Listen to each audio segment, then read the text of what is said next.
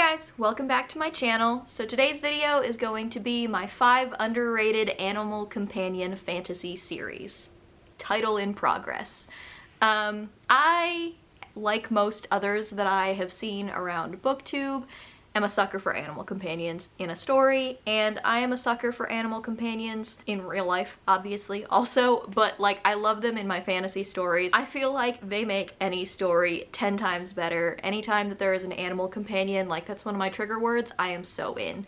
So today I just thought that I would sit down and talk to you guys about 5 of my favorite animal companions in some underrated series that I don't really hear talked about too much here on BookTube. So I think that some honorable mentions are deserved. Like, I'm not going to talk about Malice because Malice is always discussed when people are talking about animal companions, and well deserved. Storm is great, don't get me wrong. I'm just trying to branch out a little bit here.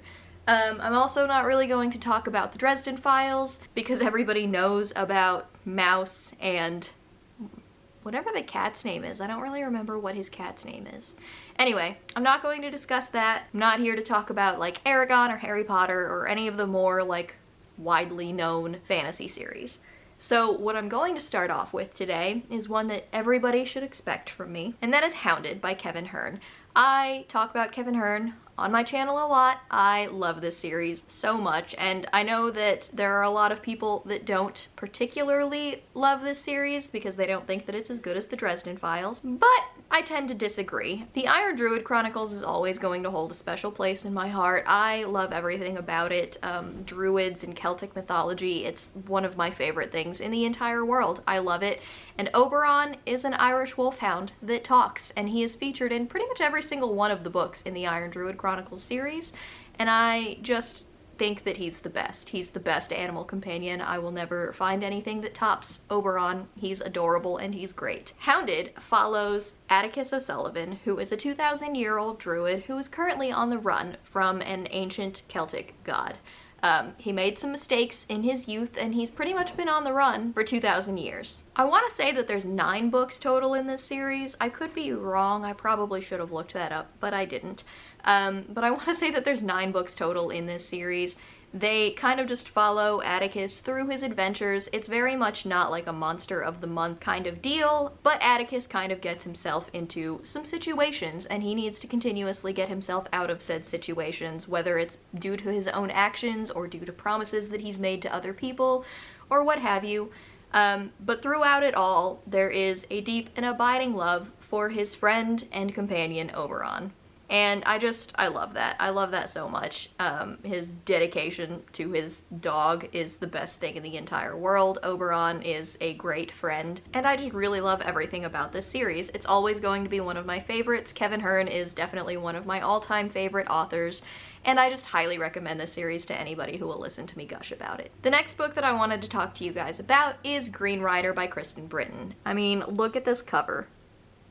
Green Rider is definitely kind of your stereotypical, you know, 90s fantasy, I guess, but it also holds a very special place in my heart. So in Green Rider, you follow Kerrigan Galadian, and she, I don't know how you pronounce her name, but I'm gonna go with Galadian.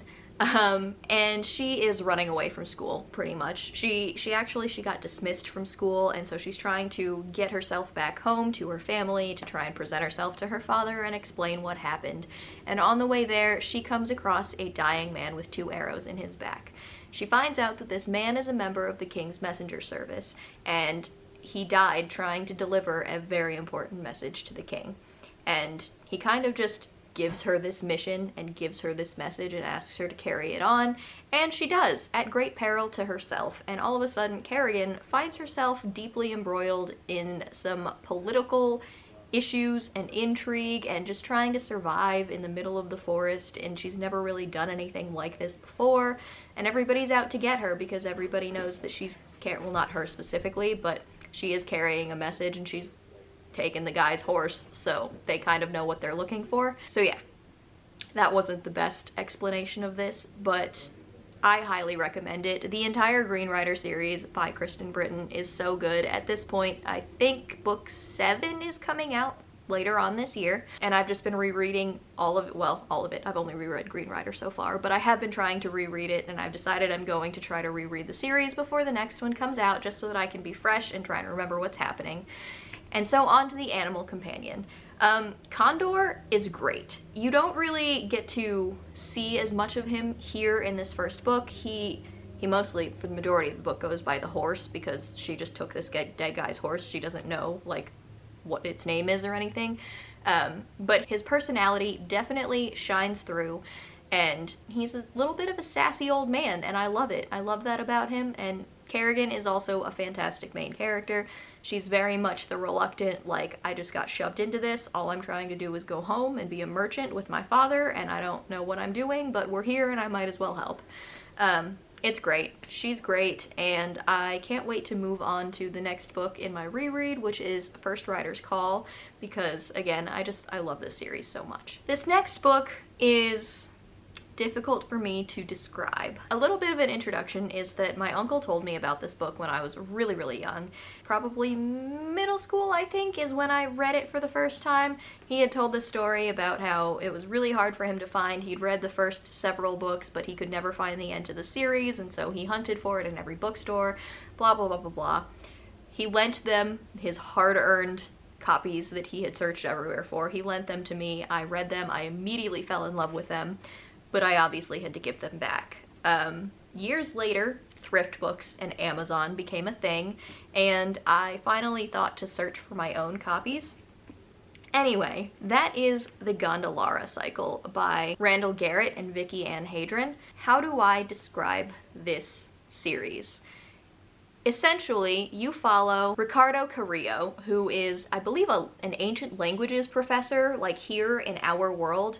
I guess this is considered portal fantasy, because one minute you're following Ricardo Carrillo, and he is an ancient languages professor in our world, and the next minute he is transported into the body of somebody else in a land that he doesn't know where things are happening, and he is very confused. You later find out that he has been transported to the desert world of Gondola, and he's actually an extremely skilled swordsman that is telepathically linked to a war cat, which is just a gigantic cat. For the record, let's just take a moment and appreciate this cover.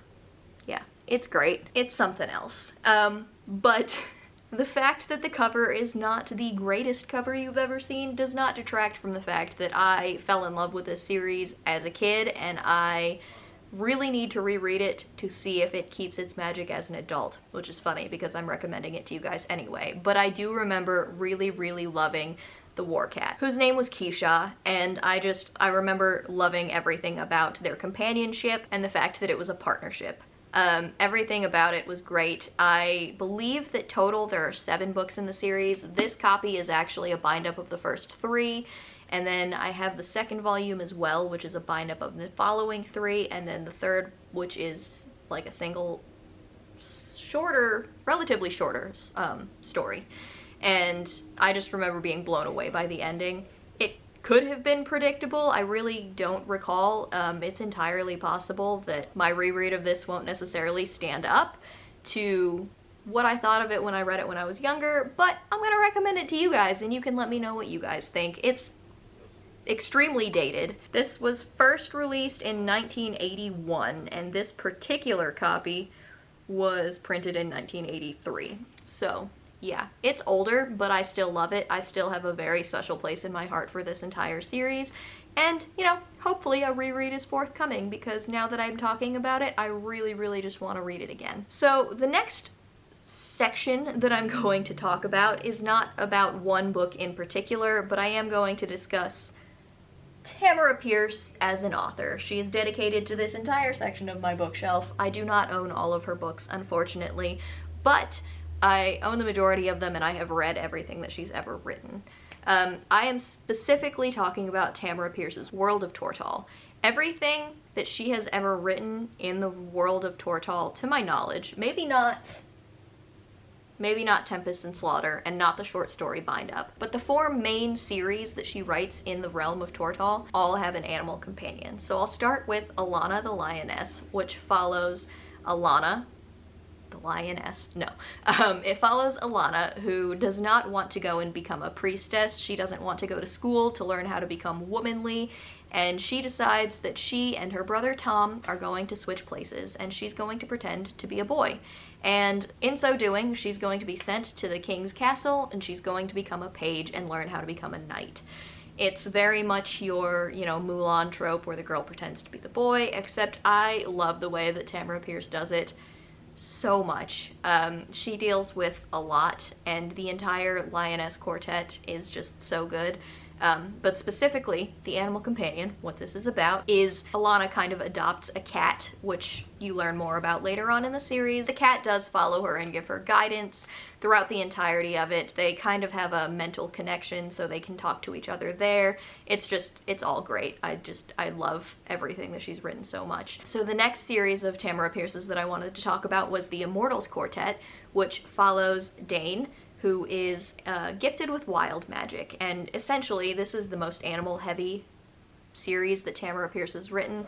But Dane is an animal lover, and wild magic essentially gives her the gift of working with animals. She can heal them, she can talk to them, eventually, spoiler alert I guess, she can turn into them, and it's my favorite series that Tamara Pierce has written. There are wolves, there are badgers, there are dragons, they're everything that you can imagine, every creature that you can possibly imagine, Dane does interact with, and it is so great. I love every single book in that series. I especially do love Realms of the Gods, which is the 4th book, and it's the best. The next series is The Protector of the Small Quartet, which takes place after Alana and the Immortals, and it actually follows Kel, or Caladri. She is the first girl to come to the castle after Alana came out as being a woman and openly go about her knight training as a girl. And you kind of follow Kel as she deals with being openly a woman in a very male-dominated area, obviously, because they're all men training to be knights. She goes through a lot of stuff, and it's a quartet. You follow her through all of her series, from when she is a page all the way to when she is knighted, and a little bit beyond, I think. But she, again, has animal companions. She has an adorable little dog named Jump. She has a special connection to a flock of sparrows. It's great. I think that it's only those animal companions. There might be more that I'm forgetting, but I'm not 100% sure. But it's also a fantastic series. I love it so much. And then finally, Becca Cooper, who is the main character in the Terrier trilogy. This one is only a trilogy, which follows Becca Cooper, who is an ancestor, actually, of one of the main characters in the Alana series. And in Becca Cooper, you follow Becca, who is training to become a member of the Provost's Guard. And all of the books are written as though you're reading it from her own personal journal, like she's writing these case notes as she's investigating various cases.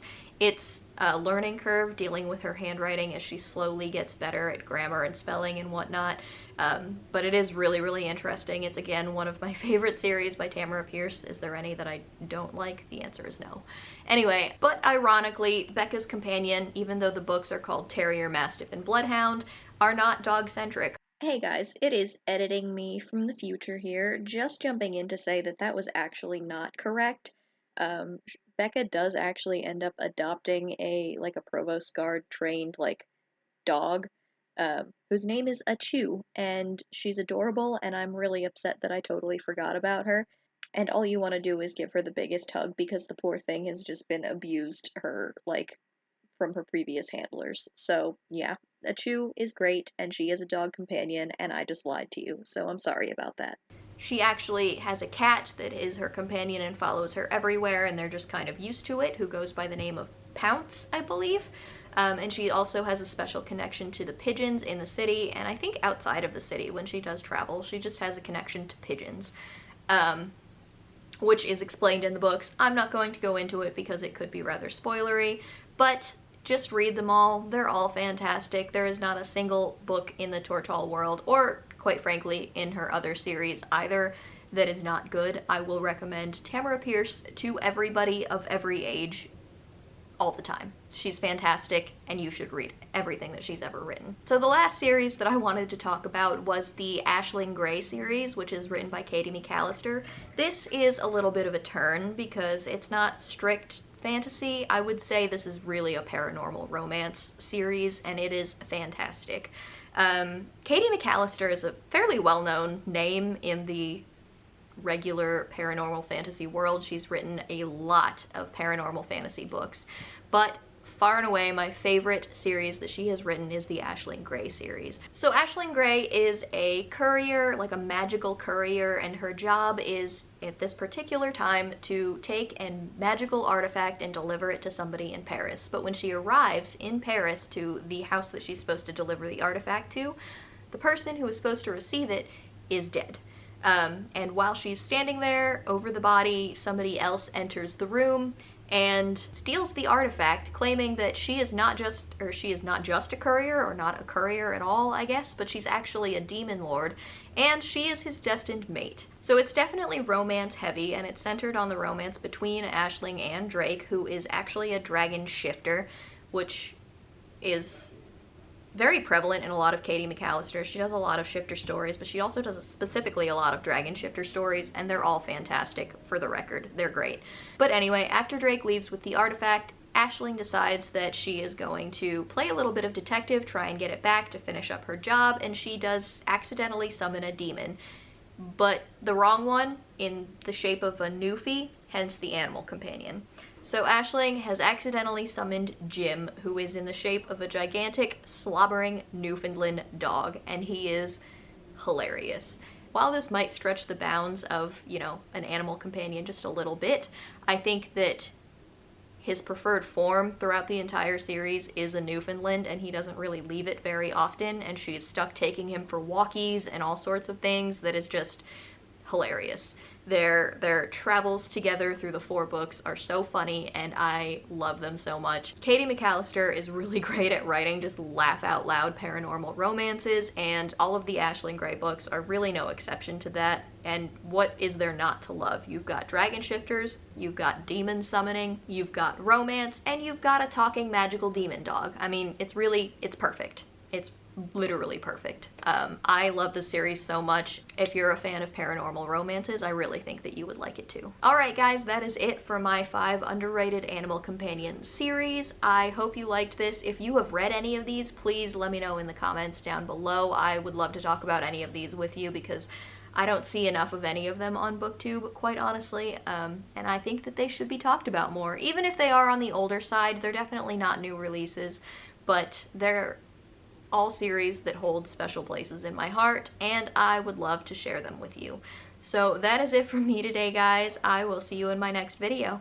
Bye!